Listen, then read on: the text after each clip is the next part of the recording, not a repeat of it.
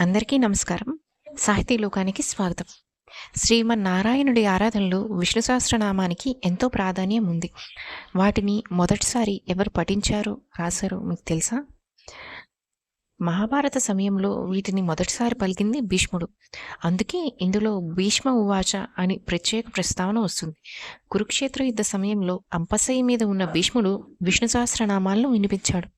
భీష్ముడు వాటిని పలుకుతున్నంతసేపు అక్కడున్న కృష్ణుడు, పాండవులు, వ్యాస మహర్షి తదితరులు శ్రద్ధగా విన్నారే తప్ప ఎవరూ రాసేందుకు ప్రయత్నించలేదు. అంతా అయిపోయాక వాటిని గ్రంథస్థం చేస్తే బాగుండేది అనే ఆలోచన అందరికీ వచ్చిందట. అప్పుడు కృష్ణుడి సలహాతో సహదేవుడు ఈశ్వరుడిని పూజించి స్ఫటికిని పొంది దాని సాయంతో ఆ నామాలను మళ్ళీ మళ్ళీ వినిపించేలా చేస్తే వ్యాస మహర్షి వాటిని లిఖిత రూపంలో నమోదు చేశారు. ఆ విధంగా మనకు విష్ణు సహస్రనామాలు అందుబాటులోకి వచ్చాయి. అందుకే స్ఫటికాన్ని అతి పురాతనమైన టేప్ రికార్డర్గా కంచి పరమాచార్య చంద్రశేఖర సరస్వతి కూడా పేర్కొనడం విశేషం.